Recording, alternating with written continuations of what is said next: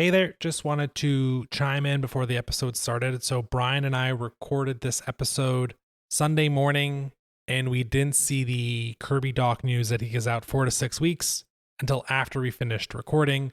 As you will hear in the episode, we don't touch on that, but the content of the episode is so bleak as it is already with the new hook and the Caden Gooley and the 3 straight losses that we didn't feel like it was necessary to add any more doom and gloom.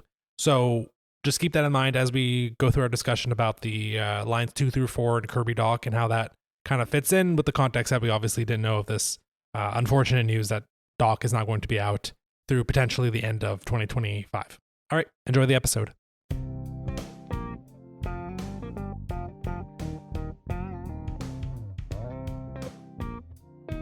Welcome to This Week in Habsland. I am Jordan and he is Brian, and we are here to discuss your beloved Montreal Canadiens. You can find us on social media at Habsland Pod. So, Brian, remember when I said I was excited about the November slate of games? Is it too late to take that back as the Habs have their first pointless week?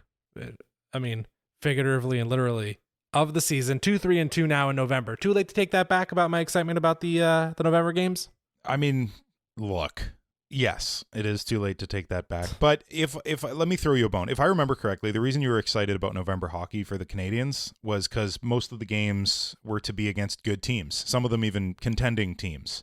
And so we were going to get a chance to see if this Habs team is the real deal or not when facing contender level competition. And so that's an exciting thing in itself, just to learn about the team that you're watching and going, wow, we're doing really well. Can this continue? What's missing? All that stuff. So it turns out, at least so far, they're not as good as we thought they were. And so despite that, I think your excitement's still very valid because it's an opportunity to learn what this team is missing quite early in a season where they've given themselves a huge buffer. And that's the silver lining here is that, we said it, even if they have a horrific November, which, halfway through, that's what it's been, the incredible October they had will keep them in the hunt. And that's proving true, at least so far. Second in the Atlantic still. Little sidebar here, Jordan. Who would have guessed that the top 4 teams in the Atlantic are Boston, Montreal, Ottawa, Detroit? Did anyone see that coming for mid-November? That's kind of astounding. And that is in order. Boston's in the 1 spot. Astounding to me. But anyway, look, your excitement's valid because we're learning about the team that we love, the team that was looking way better than they were, and now we get a chance to be like, okay, what's missing here? What do they need to do? And more importantly, Kent Hughes, Jeff Gorton, Martin St. Louis, all the people in power get to figure out, okay, what do we actually need to do here? You know what this is reminding me of? When I used to really be into The Walking Dead, and I was really excited for I think it was like a season 7 premiere. And I'm like, this is going to be great. I'm so excited. And then I sat down and I remembered what that episode was going to be about. And it was about many main characters dying. And I was like, why was I excited about this? I think that's kind of where I'm leaning right now. No, it makes sense. Listen, we can go on and on, but I think, Brian, we'll jump into our headlines because yours really encapsulates kind of this week in 1 or 2 pretty succinct sentences. So why don't you have at it? So my headline is, what year is it? Because it's starting to feel a lot like 2022. Every time they lose. I think every year I've the past 2 seasons I've sung that song about the season before or something else happening that just feels a little bit like the past. And unfortunately, the past is not good in this case. Let me list off the things that felt too familiar about the awful seasons of 21, 22, 23, that type of thing. A blowout loss to a strong team, 7-0 to the Dallas Stars, who, look, if you were going to lose 7-0 to any team, I'm glad it was the Stars and it wasn't first of all, an arch rival. If Toronto had done that to us, I would have been just crying in a ball. They don't have the team to do it anymore anyway, but let's move on. And it wasn't a weak team. It's the Dallas Stars. They're a strong team, so fair enough. Though you couldn't even put one in on their backup goalie, so there's that. Lost to an arch rival. That sucked. Saturday night, lost to the Bruins. The dismantling by the LA Kings. Oh, though, actually, that could be any year. I'm going to return to that shortly. So that's not just a flashback to 1 year. That's many years that the LA Kings just absolutely destroy us. A top 6 player, an important top 6 player, and an important top 4 player are now out significant time with injuries, a few months each, it seems. They both underwent surgery, so obviously I'm talking about Alex Newhook, I'm talking about Caden Gooley. Now, Gooley's been out for a little while, but we learned more this week, and it was not good news. He's gone through a surgery that's going to keep him out far longer than we were expecting, and Alex Newhook running into the boards that way, just the pit in my stomach feeling that I've had every season basically since we've started this podcast, because somebody gets hurt in an awful fashion that looked just beyond terrible. So all the best to those two guys. Hope you recover quickly. Another thing that's very familiar, we get overly excited about a bottom six player. I was so excited about Davidson getting a call up, and then that reminded me of like Raphael Harvey-Pinard when he came up. I was like, oh sweet, Lavallagher's coming up, or Anthony Richard, even Condotta. I remember us being like a little bit excited about. And then no power play goals in 5 straight games. That's reminiscent of those awful seasons. So like a lot of things are looking like they did in terms of the bleakness that we were going through a few seasons ago. All of that being said, there are silver linings, as I said. But before we get to those, I want to circle back to that LA Kings dismantling. I compiled something here, Jordan, that I don't know if you're going to love. I originally was going to present it to you as this. Like, if I just tell you these two numbers, 13 to 38, can you guess what that refers to in terms of the Habs and LA Kings? I have 2 guesses, but I'm only going to give you one. Shot attempts at 5-on-5? That is a phenomenal guess. So that was the red herring here. That's what I wanted you to guess. It's actually the amount of goals for and goals against in the last 9 outings between these two teams. Habs have 13 goals for. The LA Kings have 38 goals for. So we have 38 goals against in that stretch.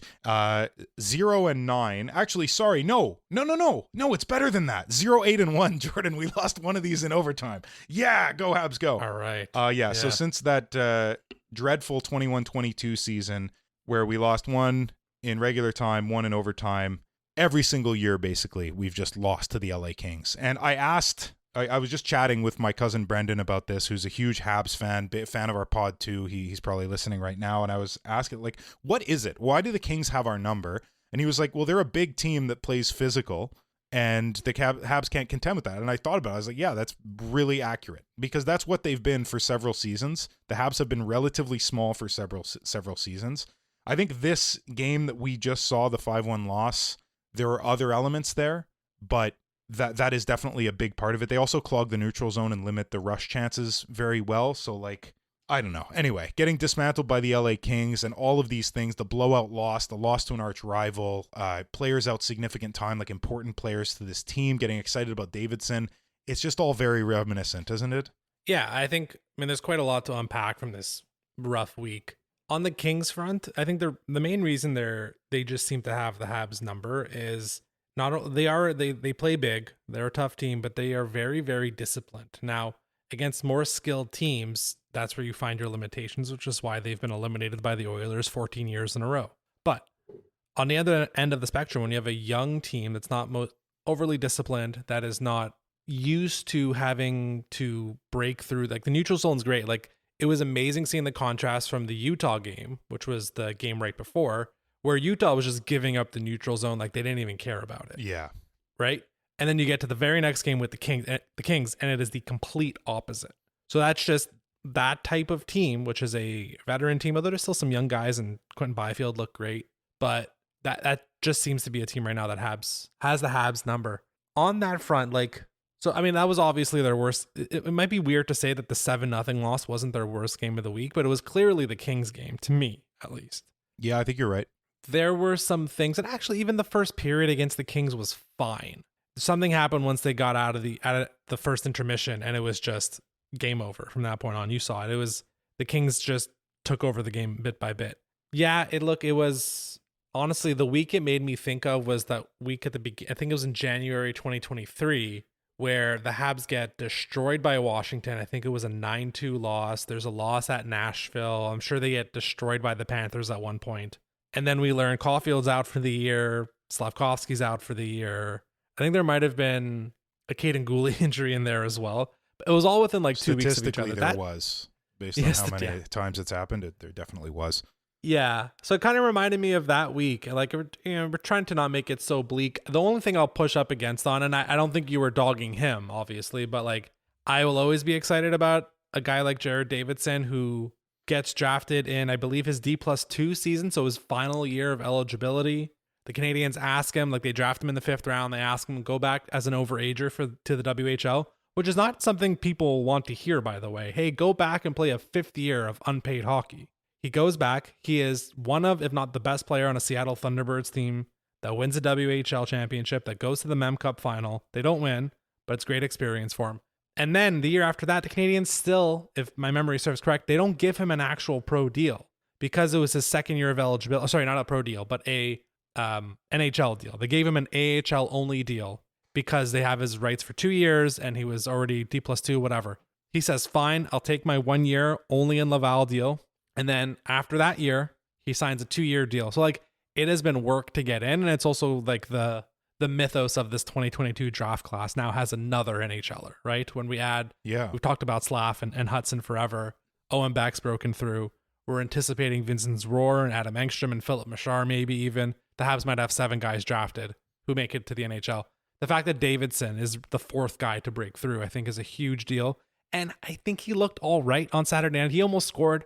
Jeremy Swayman with that right pad save, I think it was in the 2nd period, that, it wasn't too far off from him getting on the scoreboard. And I think, and we'll talk about the St. Louis stuff in the part 2 of the episode, but the Canadians have not often used their young, energetic guys from Laval to in part scare some of the bottom 6 guys, and also to like just add a bit of juice to the lineup, like get those high energy guys in. And I think Davidson can be that guy. It was a bit by necessity they called him up, obviously.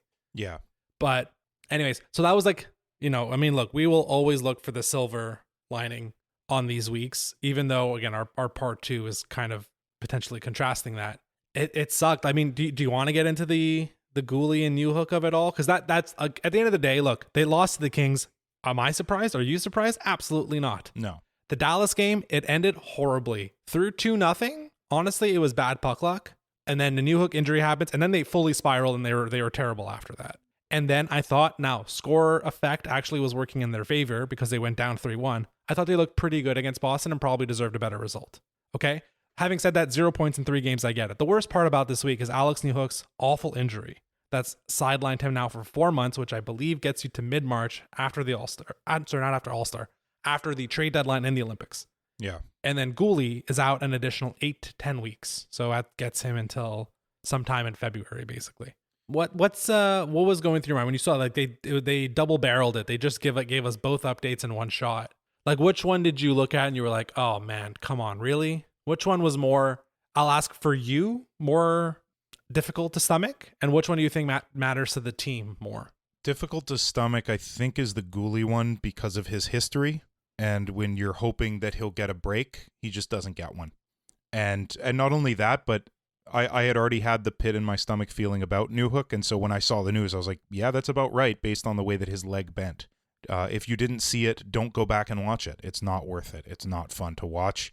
I don't know, man. I don't know which one of these was more a kick in the teeth. They're both awful. They both have meaningful repercussions for the Canadians in a big-time negative way. Alex Newhook, I sent you, like, right after it happened, I think I sent this to you. I sent this to a few people just because I was depressed and looking for a place I was looking to trauma dump on other people. I sent a screenshot of, like, I was just online, and obviously anytime I'm online, my homepage in terms of the news is always just Habs stuff. Articles about the Habs, whatever it is. The very first 2 articles, the first one said something like, Alex Newhook has his best start ever, 6 goals, 6 assists in 15 games, whatever it was at the time, 16 games, and is helping the Canadians reach new highs or something like that. That's way too long to be an actual article, but it was something along those lines of like, look how good he's playing. And that was literally like 18 hours or 11 hours or something before the next article title, which is Alex Newhook gets run into the boards, awful injury, blah, blah, blah, blah, blah. Like it was, man, that was a kick in the teeth. That's just the worst. You never hope for that for a player. And he, like I said, was having such a strong start. And the Canadians, as we have been for many seasons, are looking for complementary pieces in the top 6 that are going to be able to score goals, make good passes, so that other people can score goals, and that's exactly what Alex Newhook was doing. and the first line can't do it alone, and Demidov on his line can't do it alone, and Newhook was a big part of making sure that the first line didn't have to do it alone, and Demidov had a helpful partner alongside Kapanen, who's another rookie. Like, Alex Newhook was helping these two rookies who'd never played NHL hockey become really good players. And I'm not saying that Demidov wouldn't have gotten there anyway, but I might be saying that Kapanen needed both of these guys to do it. So now there's this hole in the top six. I don't know that any other player, like, they're going to try Doc, which is great. Doc deserves an opportunity. We're going to see how that goes. At least I'm assuming that that's what's going to sort of continue to happen. But we just don't have the skill necessary to lose this guy. And then on defense, and I know we're going to get to this later, so maybe I'll keep this short, but having both Xhekaj and Struble in the lineup long term is not ideal. Having Carrier needed to be sort of stapled to one of those guys is not ideal, because I'd really rather see him in the top four, sort of replacing Goulet and taking on more time than those other two guys, but you can't trust them together. So, like, the Goulet thing has massive repercussions, and no one plays like Goulet. There's no defenseman on the Montreal Canadiens who's much more defensive than he is offensive, but is also able to be a puck mover, especially in transition. There's no other guy like that. Like, I've called Struble kind of diet Goulet or Goulet light with more physicality, which I think is still accurate. He's okay in transition, and he's decent defensively, but he's not Caden Goulet, man. Like, I don't know. It's a bummer. And then we're going to get to another one later at your headline, which is another bummer sort of potential. Yeah. Like, it's just a cesspool right now. It's a whirlwind of awfulness. Yeah, it's two equivalent injuries to the forward group and the defenseman group. It's one guy in the helping out the top six get better, and it was another guy very important. We've called him the number 4 defenseman, but he is a more important than that. I think that almost does a disservice to how important Caden Goulet is to this team, really. Yeah, I think you're right. Not only for this year, but going forward as well. So yeah, it's a tough week. We have tried. We will continue to try to find some silver linings here and there, but you can't on the injury stuff, really, you know? And we'll put a pin in the defenseman stuff, because I want to bring up Adam Engstrom later on. But anyways, it was a rough week. You're right. It did have a bit of PTSD flashbacks of the 22 and 23 seasons specifically. So I did want to just briefly come back to something you said a few weeks ago. And maybe this is because we were riding too high early on, and now maybe we're riding a bit too low. So maybe we can find a middle ground here. I wanted to clarify something you said a few weeks back, whether you think the Canadiens window is open or closed. So when we did the "At What Point Can I Say" segment, it sounded like to me you said, okay, it's opening. When we had the discussion about the Matheson contract, which I think was last week, it sounded like to you, it's not quite open yet, based on how we wanted to approach it, how you wanted to approach that contract negotiation. Now, what we didn't know of, obviously, of the Newhook and the Goulet stuff, it's two more variables thrown in here. So where do you stand on it? And this will be something we're going to get into, I think, all year up until the trade deadline, and how the team performs will affect how the front office approaches the trade deadline. But right now, in this moment, 10-6-2 or whatever their record is, do you think the window is open yet? So first of all, before I get to how my opinion on it has changed, I'll just clarify those two sort of statements I made during the "At What Point Can I Say," the first one. I said it was open, sort of contingent on getting a top 6 center. Like, as soon as the top 6 is filled out, whether that comes from within or whether they go after Crosby or what, then it's open for sure, and it's opening. And for the Matheson contract, I meant, maybe that's what I said, but I meant more like it's in the process of opening now, but it's not fully open yet. So don't screw yourself in 10 years when it might be more open than it is. Anyway, that hindsight, who cares? That doesn't really matter anymore. But what matters is I still believe that the window could be open. Now management just has more work to do. You have to replace Alex Newhook in this lineup. I hate to say it, and I don't mean replace him long term as in like, hey, you're done as a Hab. I mean, until March when he comes back, we need another option in the top 6.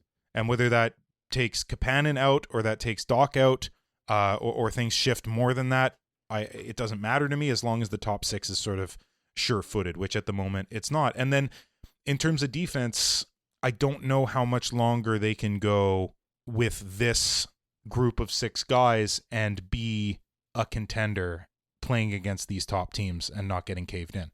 I just don't know. So, like, if you see it as an actual window, let's use the allegory that exists. If you see it as an actual window, maybe it was open like a couple inches and now it's only open a crack. I still see that it's a little bit open. Like, there's an opportunity here. Can I just jump in here? Like it almost sounds like a bit of a paradox. Like the window will open when they improve their top six, and the window will open when they get a bit stronger on the back end.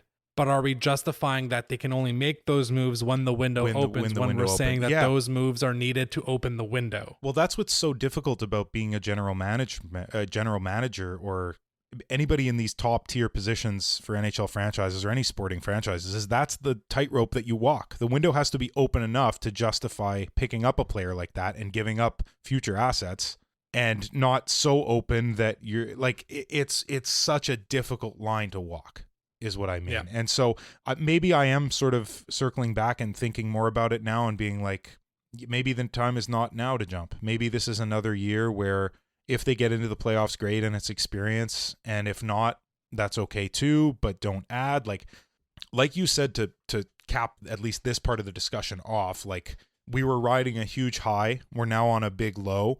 I don't think it's wise in any capacity, not just sports, but in anything, to make a big, important decision when you're either riding really high or riding really low, because your emotions are out of whack. So I just don't know at this moment. Yeah, it's probably open a crack, but there's other pending problems too.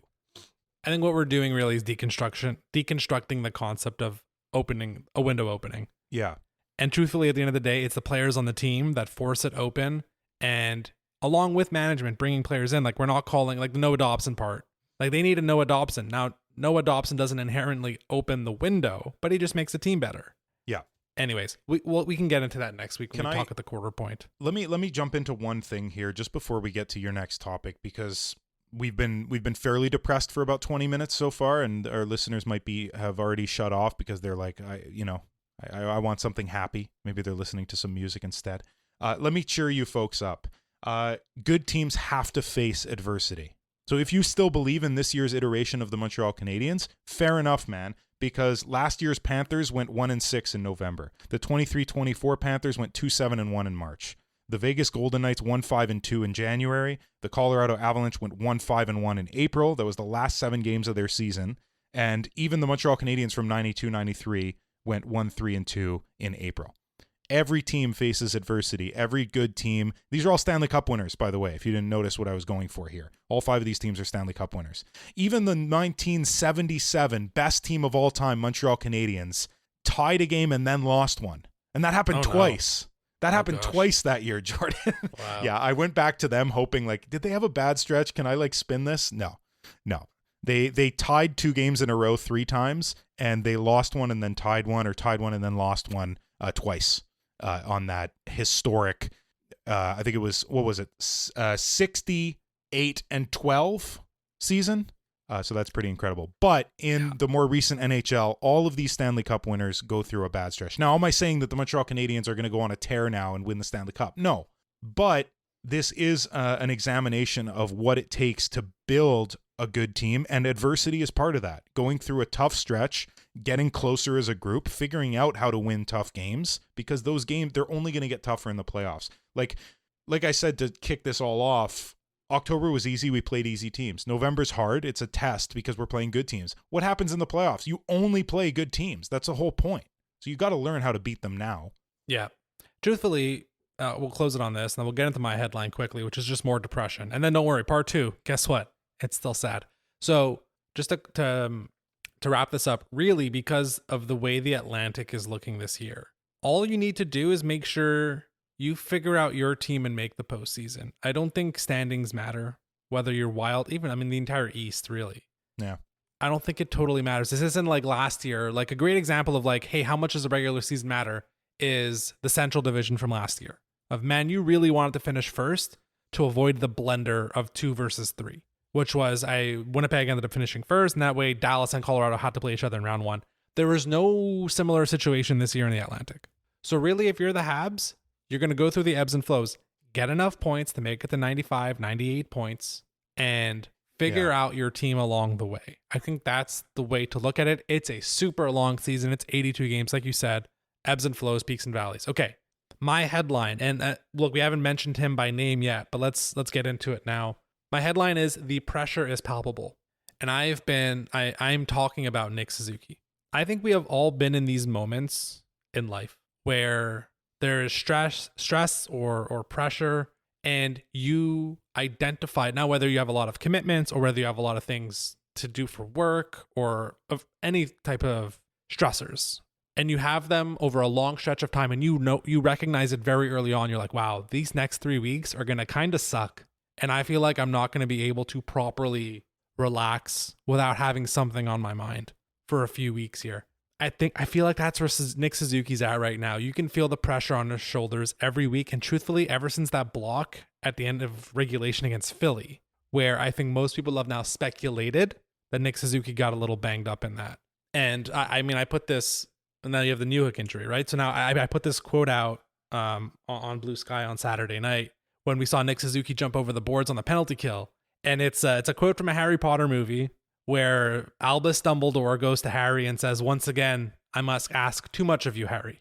And that is literally St. Louis right now to Nick Suzuki. St. Louis had Suzuki play over 24 minutes in a regulation game against the Boston Bruins.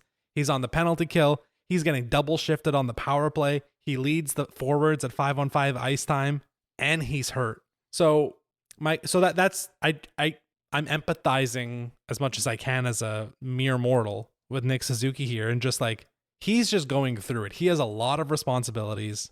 He has a lot on his shoulders. My question to you is, like, not to lose the forest for the trees. We talk about this all the time, and we were kind of just talking about this with your headline, right? Of like, hey man, they're going to have a bad week or two here or there. Don't lose out the whole process, right? It's 82 games. How much of this pressure on Suzuki is self-induced with the Ironman streak? That whether it's, now you can separate it out, whether it's like a state of mind or it's, I have this streak, I need to keep going. I don't think Suzuki's that vain that he cares about the streak that much. But how much of it is like, he has it burned into his mind, I'm not hurt enough to miss a game in November. Right. That I'm going to keep playing. Like, it's like, not to like dive into his psychology, but how much of the pressure is that of him saying, I need to play these games because X, Y, Z? So from his perspective, I think you're right in saying that the Ironman streak is peanuts compared to what he actually cares about, which is this team making the playoffs once again. When he marched into head office last year and said, give us a shot, don't trade away all of our vets, give us a shot, and then they made it and they did it. That was proof to me that his heart's in the right place at all times, and he wants what's best for this team. I don't think he gives a crap about the Ironman streak, to be honest with you. He's probably proud of it. Like, maybe 1% of him is like, yeah, cool, I have this thing. I'm second in Ironman behind Brent Burns. But I don't think that that's really where his head is at. I do want to jump back to your Harry Potter thing. I was sure that you were going to say the quote was Severus Snape going, always, because Martin St. Louis always goes to Nick Suzuki. Anyway, that just flashed. But I don't know. I don't think the Ironman streak has anything to do with it. What I will say is I didn't love seeing him on the penalty kill either. Like, if there's some alteration that Martin St. Louis could make, it's not to his 5-on-5 play. It's not taking him off both units of the power play. Like, that's all fine. Just, if this did in fact stem from that shot block, which I think a lot of people have pretty astutely speculated that that's what it is, because I don't know, we watch every game. I haven't seen Nick Suzuki get really beaten up in any other way other than like a few good hits here and there, but he takes hits, man. He's a horse. He's fine with that. It probably was that shot block. Where do you have to block the most shots? On the penalty kill. Like, that's just what it is. You're just defending. That's all you're doing. And even forgetting about the injury, like, even when he wasn't hurt, we wanted him off the penalty kill because we wanted him to focus on the other things that he does so well. And you can train another centerman to be good on the penalty kill. And it's an absolute shame that Newhook is now gone, but put someone else in there, man. That's what I would say to this. Yeah. I think on the penalty kill stuff, maybe that might influence calling up someone who actually is on the penalty kill in Laval, rather than, I don't know how much Jared Davidson was seeing the PK. I can't imagine too much in Laval. I wonder if that might play a role, and we'll get into the Veleno stuff a little bit later on. Yeah. On Suzuki's end, I wonder how much of it is, like, how much, and Pierre Maguire had an interesting chat with Tony Marinaro earlier this week, and it wasn't in reference to Suzuki, although I do think it applies, how he has been hearing from around the league, a lot of players are pushing it from a look what I can do standpoint. I think they were talking more specifically about Lane Hudson because of the Olympics coming up, because all these bubble guys are really pushing it to show, hey, look, I want to make this team. And I wonder how much of that is playing into, again, like he doesn't miss games. We know he's been banged up in the past and not missed games. Yeah.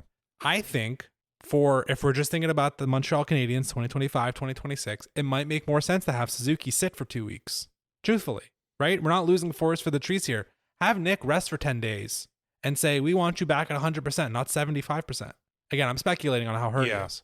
But how much is the Olympics of Nick Suzuki's clearly a bubble guy. He is clearly he is battling with the Cirellis and Celebrini and Bedard and Scheifele and all these guys. Like after you get past the 6 or 7 locks, Suzuki's in that next group of 50-50 on whether he makes the team or not.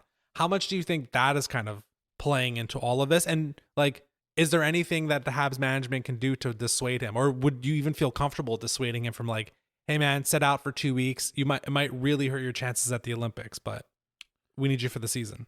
So, okay, there's a few ways that I want to, there's a few avenues I want to take here. Number one, for the Olympics, that's not really my consideration anymore. Celebrini and Bedard, that's where it's at, man. And Scheifele's been more productive than Suzuki. There was a stretch where I think Scheifele was number 1 in the league in points. He's not anymore, but he's right up there. Celebrini looks absolutely incredible. Bedard looks incredible. And that's the next wave. And I'm assuming that since the Olympics are coming back every 4 years, they're going to want to get those guys who are going to be perpetual Olympians on the team as early as possible. They don't want a repeat of the mistake they made with Crosby. Was it in 2006 that they didn't include him and they brought a bunch of vets and that didn't go well? So I don't think they want a repeat of that. They want to bring the young guns and have them just be outstanding. And from the perspective of Suzuki, you're right, him sitting out a couple weeks doesn't help his chances. I think him equally not playing to his level these past few games hurts his chances just as much. Team Canada representatives were in the building for the Dallas game, for the LA game. They're seeing the difficulties that he's going through. Whether he plays or not, I don't think his chances have improved, let's say, over the past week or two. Now, to get back to the Canadiens, sitting him out so that he can play better for the rest of the season, fair enough. Are you almost guaranteeing that you will lose nearly every single one of those games by having him sit out? Yes. There's not another player on this team that if they sit out a few games, does it negatively affect your team more than Nick Suzuki? Am I fair to say that? Not in terms of he's positioning, it's obvious. He's your number 1 center. He's your best player. He does effing everything. We want him off the PK, but let's be real. He's on it and he's great. And he's amazing on the power play. And at 5-on-5, he's one of the most effective players in the NHL. He's just an outstanding player. So, you take him out for the next, 5 games, let's just say, for argument's sake, you're losing 4 out of those 5 games, I think. They just lost 4 out of 5. Or 5 out of 6. Okay. But do you want that to continue?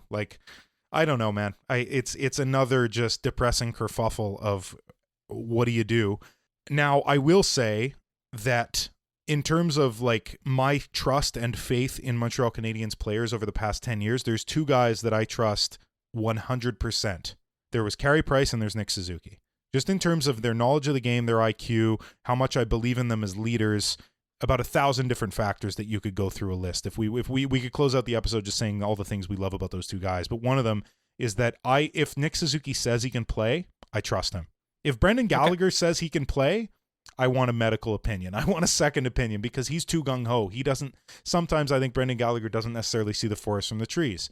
But Nick Suzuki, I think, does. He gets where the progression of the team is going. So if he says he wants to play, I don't want to take him out of that lineup. And I also don't think it's an Olympic-related decision. I think it's a Habs, I'm the captain of this team, let's go for the cup type decision, and they need me because if I go, we have 3rd and 4th line centers exclusively. Yeah.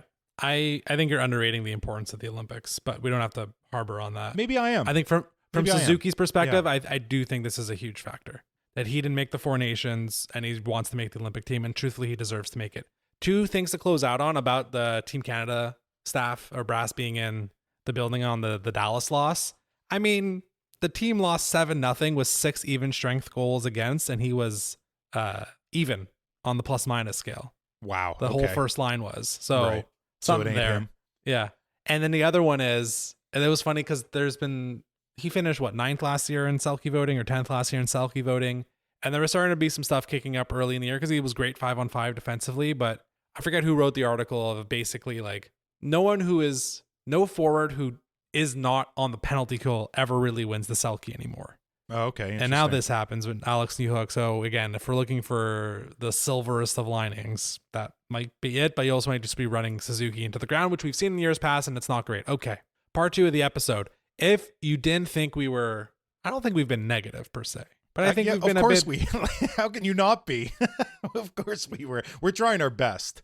Well, so I think there's a difference between being like, we're being end of the world and being like, well, this was a bummer of a week. I think that's the line we're straddling. We're probably closer to the latter. That's true. All right, so now let's move closer to the former. Part 2 of the episode, I have titled from a great Michael Scott quote in the Stress Relief episode where Dwight sets off the fire alarm and he just starts yelling, everybody stay effing calm. That's what this segment's about. So we'll have a handful of pain points that we've danced around a little bit, but we'll dive into more. And Brian, I am looking directly at you, not that I can look at anyone else right now. You are only allowed to answer with one of the following 3 responses. I'll say that one more time. Brian, you are only allowed to answer with one of the following 3 responses. First response is, you can take a chill pill.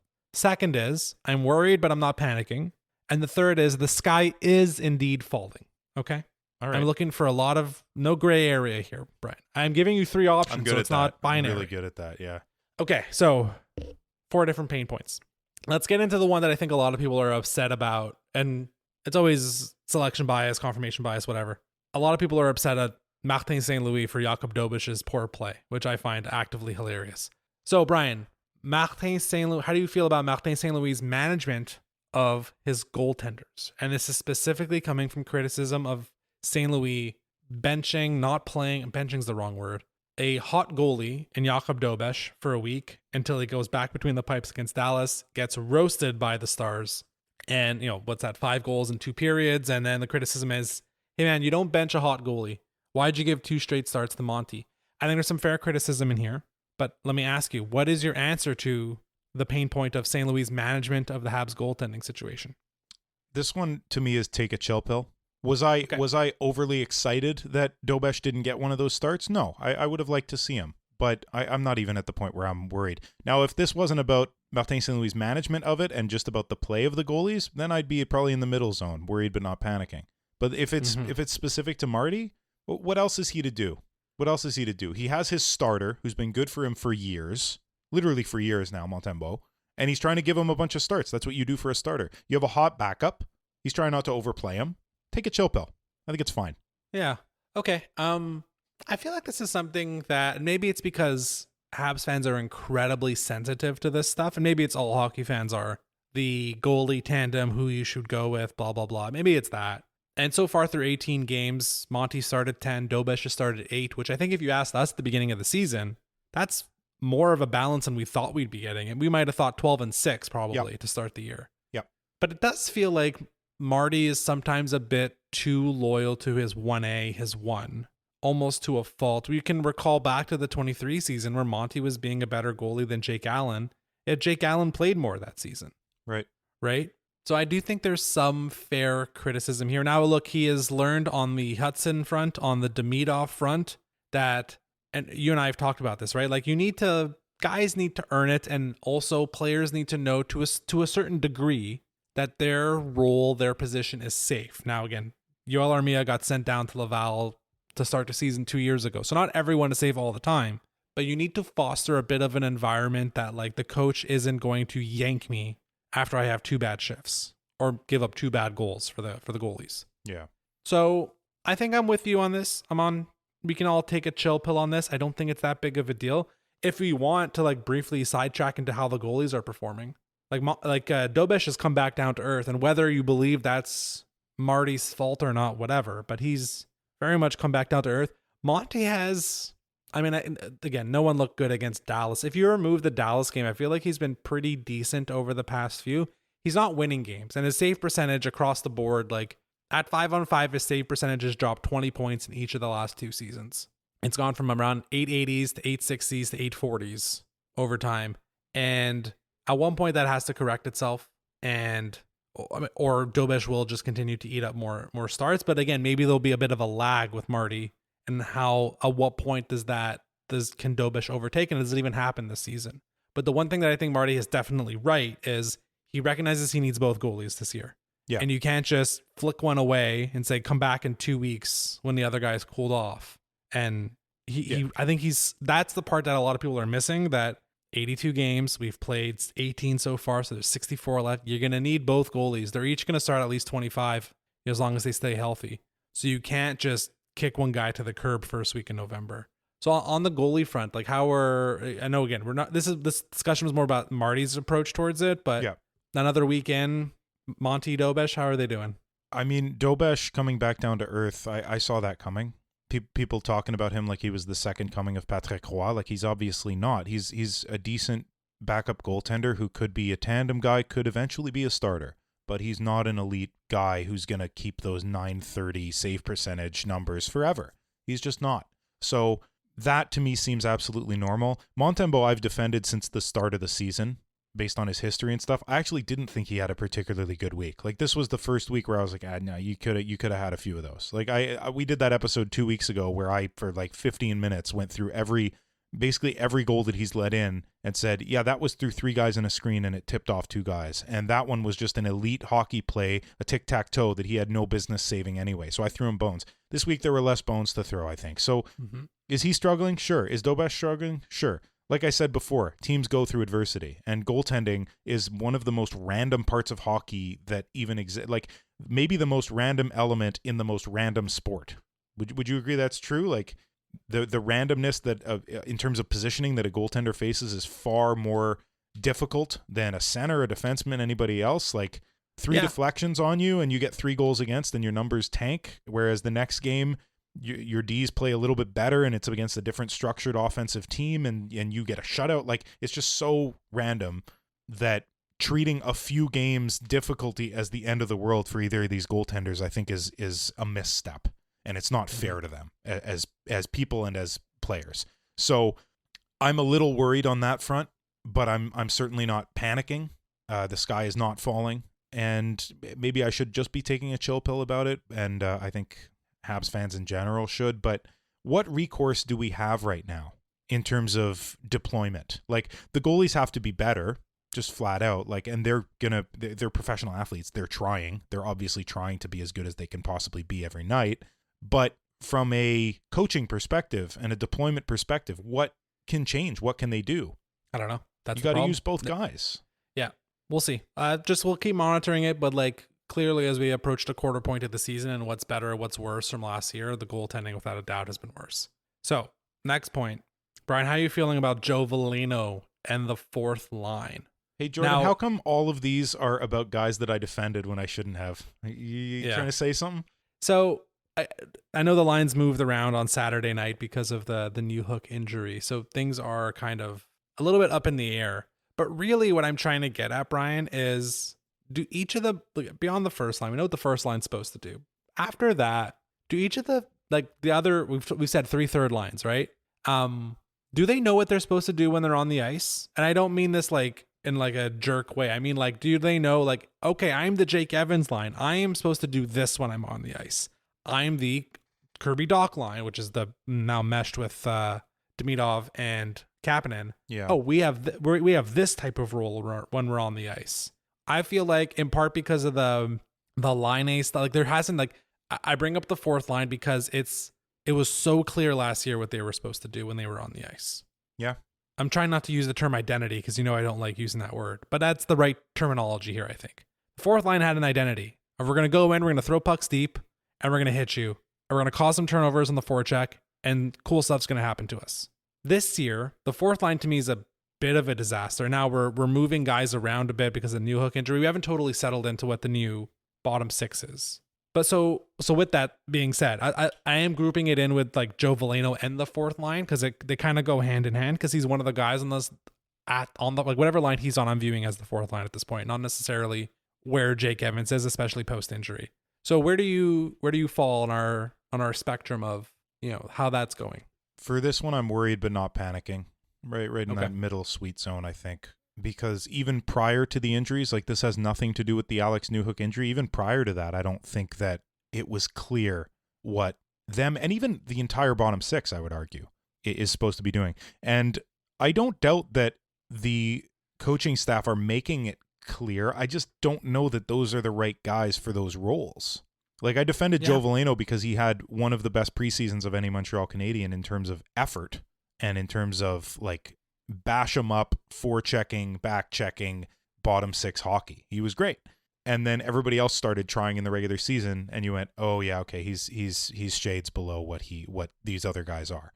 Which, look, fair enough. Like, Joe Veleno has never had a season in the NHL where he hasn't been had a negative plus minus, and you could argue that plus minus doesn't matter. You could also argue that he played for the Detroit Red Wings in the early 2020s, so he's going to be negative.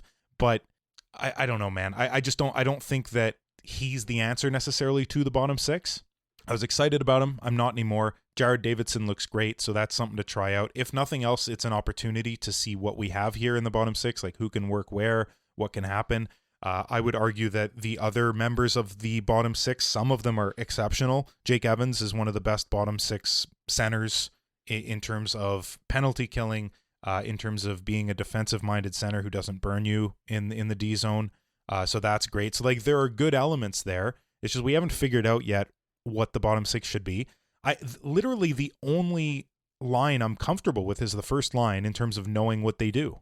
The second line, even with Alex Newhook, we were still figuring out because it's got two rooks and Alex Newhook, who's only a few years removed from being a rook. Yeah, because the thing with let's call it the Meadovs line, the second line. The issue with that was its deployment at 5-on-5 was not reflective of what you would expect out of a second line. Right, exactly. If anything, because usually Demidov more than anyone else was, I think, towards the lower end of 5-on-5 ice time, and Kapanen not too far behind, and that's Marty again trying to shield his rookies and all that stuff. But it comes down to, like, well, that means you're seeing a lot more of the other two lines. And right now what we saw on Saturday night was Veleno with Davidson and Gallagher, and then Evans with Anderson and Bolduc. So I don't know. It's a bit of a mess. The Veleno stuff is giving me some shades of Colin White's 17 games with the Montreal Canadiens back in the 24 season. Oh, yeah. 17 pointless games, literally, figuratively. And Veleno is barking up that tree, unfortunately, for the local guy. But I don't know if it's working, and I don't know at what point you say, like, that's it on the experiment with Veleno. Yeah. Give me another guy from Laval. And maybe we're just going to perpetuate a cycle. But they haven't found the right alchemy for the bottom. It's weird calling it the bottom six because, like, lines 2 through 4. It's the bottom 9. Yeah. Yeah. It's kind of all over the place. Now you need to refine, like, whatever the criticism of the Demidov, Kapanen, Newhook line was, it was still working to a large extent and getting slightly better defensively over time. Yeah. Now that's been blown up. Now Kirby Dach was starting to get some momentum. Maybe clearly that's why they identified Dach to be the guy to go replace Newhook. It does create just like this cascading nonsense in the bottom six if Kirby has been bumped up to the Demidov line. And it's just kind of like, it comes back to, like, what is that fourth line supposed to do? What is a Joe Veleno, Jared Davidson, Brendan Gallagher fourth line supposed to do? And then can it actually do it is the second question. Because in the years past, you had Josh Anderson, who had figured out his role. You had, and this is going to come up when we talk about the penalty kill, like, you had Yoel Armia and Christian Dvorak, who, like, maybe Armia more than Dvorak, was really good at executing his role as a bottom six forward. Yep. Banged bodies, scored goals, passed on the forecheck. That's what that fourth line's supposed to be, by the way. It's not rocket science. No, it's not. No, it's simple. Simple hockey. So I'll answer it myself. Also worried, but not panicking. It'd be weird to panic about a fourth line. That's just it. Yeah. It does muck things up, really. That it does feel like sometimes they're a little lifeless out there. It's because you don't have a Dvorak, Anderson, Gallagher line out there flying down. You don't have Evans with Yoel Armia just dumping and chasing and going on the forecheck, right? Like there's elements that are missing. Okay. So if it's cool with you, I just want to try one little sort of thought experiment here about the forwards. Just point blank, rapid fire. I'm going to give you a guy's name and you tell me that if the window was truly open, what line should this player be on? Okay. Does that make sense? Josh Anderson. 4. 4? Great. Okay. We're starting strong. Alex Newhook, who's now injured, but Alex Newhook. Okay. When you define window open, it doesn't mean like I think they can win the Stanley Cup, but that should be the goal. Right? That should be the goal. Like put the best possible team you can out there. Okay. Newhook's 3. 3? Kapanen? No, that's a tough one. Rookie Kapanen, bottom 6. I don't have a number for you. Okay. I'd say 3. He's shown enough to put 3. Like, let's even be bearish on him. Okay. Or bullish? I don't know what that would be. Anyway, Doesn't matter. Kirby Dach. He had a week where he looked like a first line center. Yeah, it's And not then been this consistent week, enough. yeah. Again, with the way that we have gotten used to fourth lines, I can't answer fourth line for Kirby Dach. He is not consistent enough offensively to be 1 or 2. So the answer has to be 3. Yeah. Okay, I agree with that. Bolduc? The way he should be projecting out, he can be a number 2. He could be a second liner. Okay, very cool. So that's the first one. And then you've got Evans, Davidson, Veleno, who that's those 3 to me are obvious. It's force. So like, Well, and I would mention, argue some of those guys shouldn't be on the ice at all. Oh yeah, that's fair too. Davidson, Veleno shouldn't be there at all. Like 4 or less. Just Jakey, yeah. Put Evans as the fourth liner, PK1. Yeah. We're happy with 14 minutes a night. Just because, like, I think you have enough guys to be in your bottom 6. We just named a bunch. They just can't be there because they have to be on the second line. Demidov I didn't mention because he's the only one who clearly is a second line forward, even as a rook. Yeah. So the problem here to me stems from the second line, and then it all just cascades down. And look, we spent enough time on this, so maybe we'll leave it at that. Just let people simmer with that idea.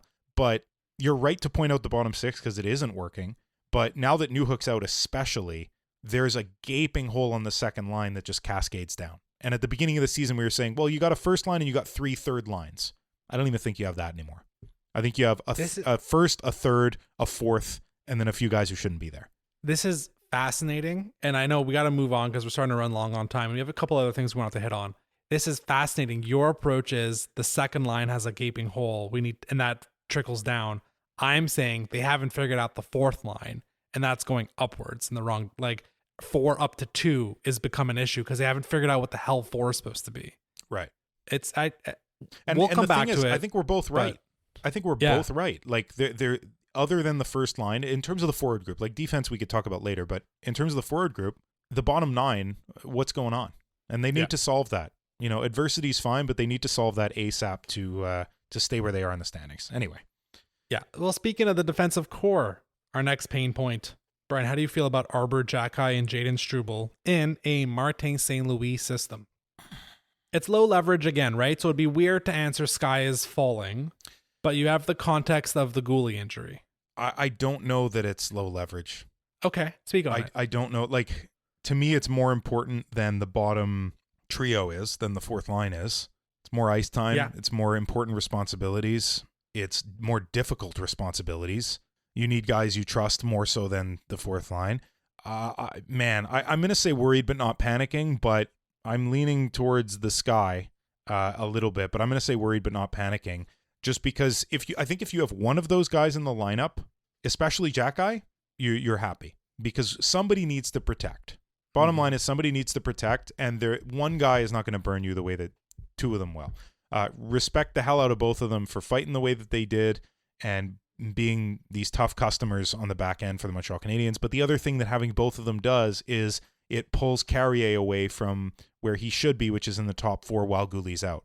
Is he a top 4 defenseman? Maybe, maybe not. But he's certainly better suited to it than either of these guys are. But he can't be there because you cannot put Struble and Xhekaj together. You just can't. So it completely handcuffs Marty to utilize his defensemen in a way that isn't as effective as it could be if both of them weren't in the lineup. So, again, we're literally on year 3 of like which one of these guys is better. And I don't know if we have an answer. Although St. Louis might be leaning one way, but even then, I don't think it's an accident both guys fought on Saturday, by the way. Now, they both kind of lost their fights, but whatever. Actually, Xhekaj's had 2 in a row now, right? There was the one fight, there was one fight earlier in the week too where one of the Habs players just got knocked. I'm blanking a bit on it. But anyways, rough week all around. So what I find kind of interesting, and this has been more my perception, and it's not necessarily been proven to be true other than this year, that when St. Louis has to pick between one of the 2 guys to dress, he will prefer to dress Xhekaj. However, when both guys are dressed, he prefers to deploy Struble, which, and I mean, the ice time reflects it this year. It's 15 minutes to 11 minutes, even though Struble was the scratch on opening night. He was number 6 over Jaden Struble. I mean, you're right. Like it's how much are we hurting Lane Hudson by placing him with, like we've talked about it, right? Like just unleash Lane Hudson, put Alex Carrier back there, throw him on the left side and let him do his thing. But you're right. In the way St. Louis wants to play, St. Louis has never trusted these guys. Again, I think he trusts Struble a bit more and there's just like really a lack of trust in both of them. Both of them have taken stupid penalties in the past couple weeks as well, and that Yep. certainly hasn't helped. So like it shouldn't matter that much, but when Caden Gooley is part of your defensive core, then these guys are going to play more games. And so I certainly like, I want to talk about Adam Engstrom and like the complicated nature of calling him up, because like, I don't know how it's a tough thing to pull, right? To call up a guy who's never played before and say, okay, Arbor, like you're going to have to sit for 2 games because we want to see what Engstrom has. That is look, Arbor Jack has been scratched in the past, and so was Jaden Struble. It's never been for a guy who hasn't played in the NHL. Yeah. And that's particularly tricky, I think, to deal with. Now, some people might say, who friggin' cares? And I might agree with that to an extent. I think because of how much longer Caden Gooley's out, it might be worth it. I certainly think it's worth it to call up another couple defensemen and see what they got. Because, yeah, I'm wavering a bit, honestly, between the worried but not panicking and Sky is Falling, because the only reason Sky is Falling has an argument here is because of how long this has been going on for. Yeah. That we are 200 plus games into, or roughly, I would say, I'm going to guess, into Arbor Jackie's career, and probably about 130, 140 games into Jaden Struble's career. And we're still having these same conversations. And when it's just one of those 2 guys on the ice, it's all right. But yeah, I don't know. I'll go with was it worried but not panicking?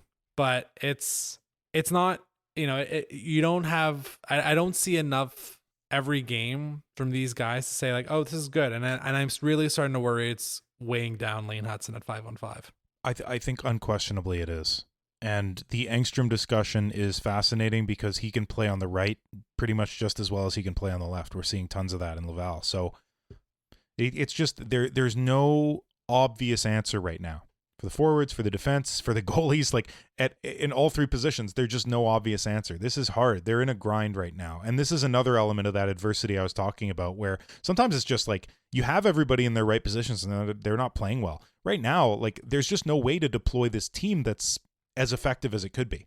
And until Marty and the other coaches figure that out, I think we're going to be seeing a lot of these games where, yeah, Arbor's going to take a bad penalty, and then the puck's going to go in on that power play because the Habs also don't have an appropriate penalty kill because Suzuki can't put as much weight on one of his legs. Like it's a big time kerfuffle. Now, again, to see the silver lining, if they can figure out ways to win despite all this, holy crow, that's impressive.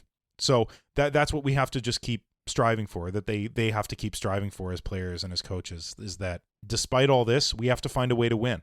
That's all it is. Yeah, it's a tough one. It's a tough one. Let's go to our last pain point. I'm going to edit this one on the fly a bit, Brian. I don't think you're going to disagree with it, though. Literally everything about special teams. It was initially just going to be about the penalty kill, but after the Saturday night the power play had, I think we got to throw the power play into here. And we can focus more on the power play if you want. Eye test, this is again, like next week we'll really dive into the numbers. From an eye test perspective, I feel like the penalty kill has been so much worse this year. But then you look at the numbers year over year, they're basically the same. Yeah, it's pretty similar. They haven't really changed. Now, I don't know, because I was wondering, like, is there a regret about letting Dvorak and Armia go, right? Specifically as it pertains to the penalty kill. But the penalty kill has been 79.4%, and last year it was at 80.9%. So we're like one goal conceded at 5-on-4 or 4-on-5 difference right now. That's all that it is.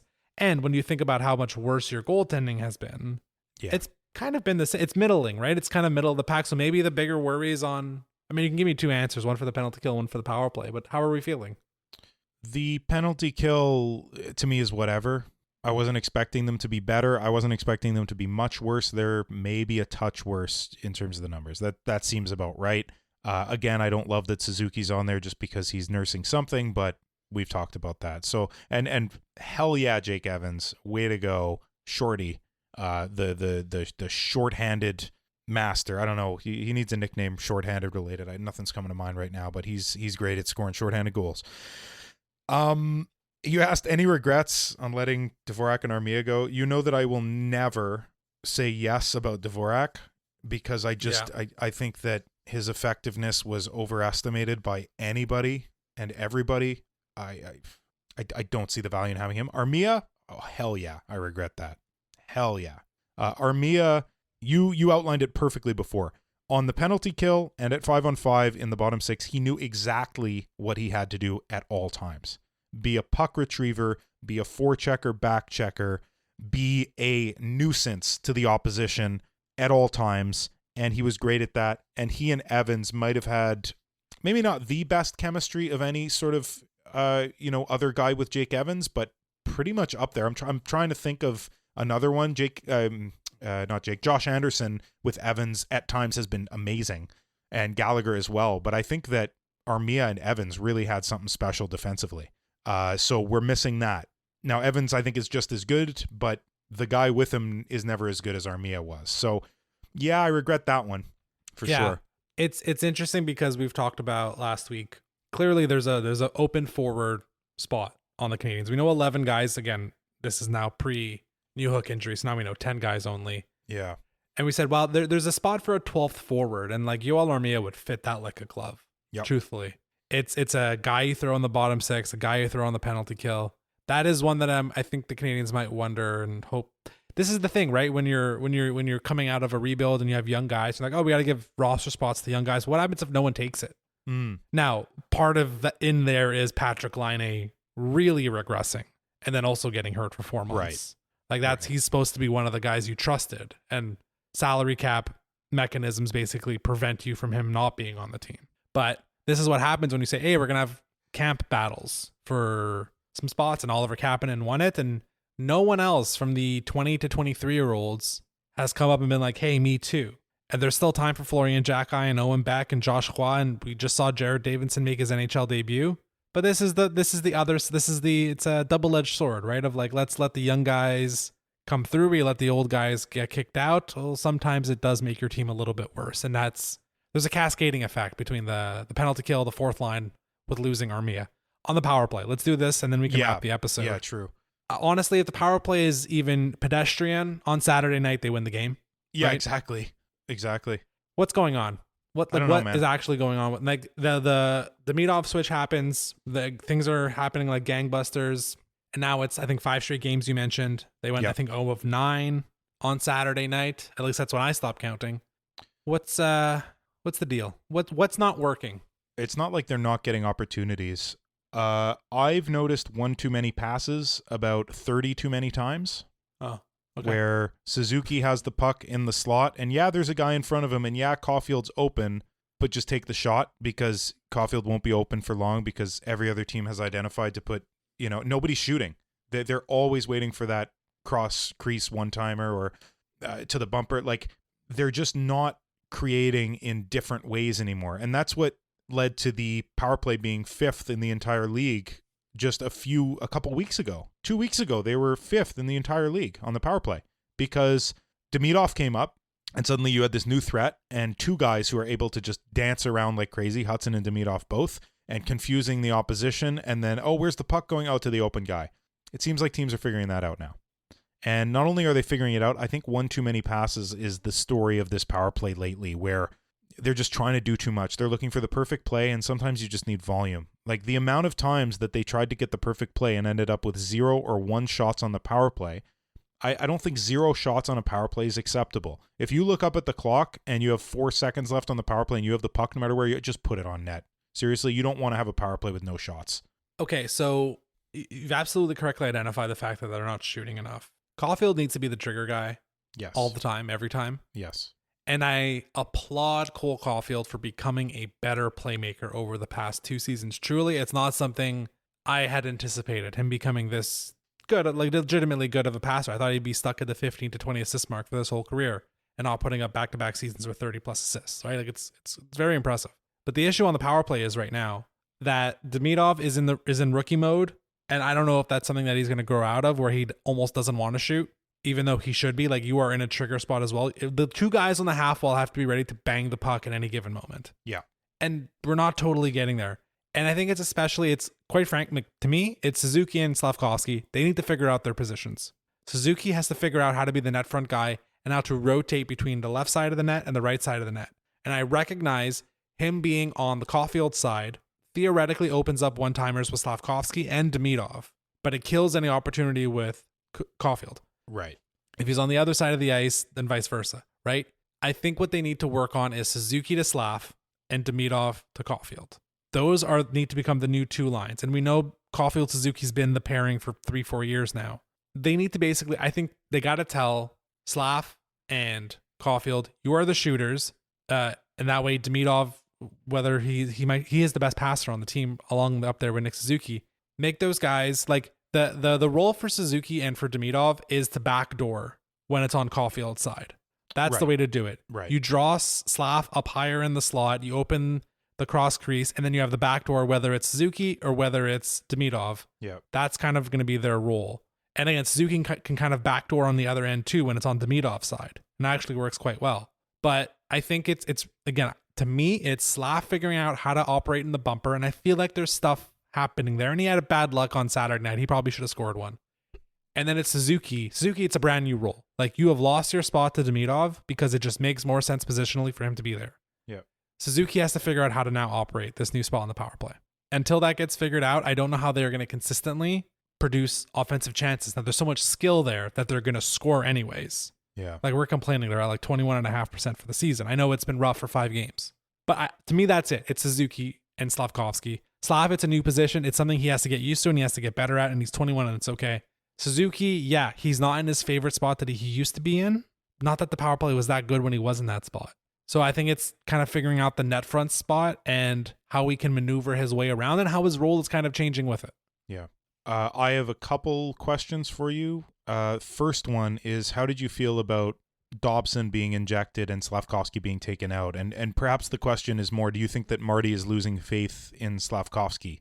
Or was that just I don't know what to try anymore? Like, it's not working. Let's just try this. So this is specifically being done for the 5-on-3. Every time there's a 5-on-3, Dobson hops over the ice with Hudson. Yes. So that's clearly something they've practiced. That, I don't know why. We're going to throw 2 defensemen up on a 5-on-3. And I don't like it. I don't think anyone likes it. I mean, no. But it's clearly that. It's they practice the 5-on-3. It's going to be Caulfield, Suzuki, and now it's Demidov. I mean, I'm presuming that would have been Slav early in the year, but now it's Demidov. Yeah.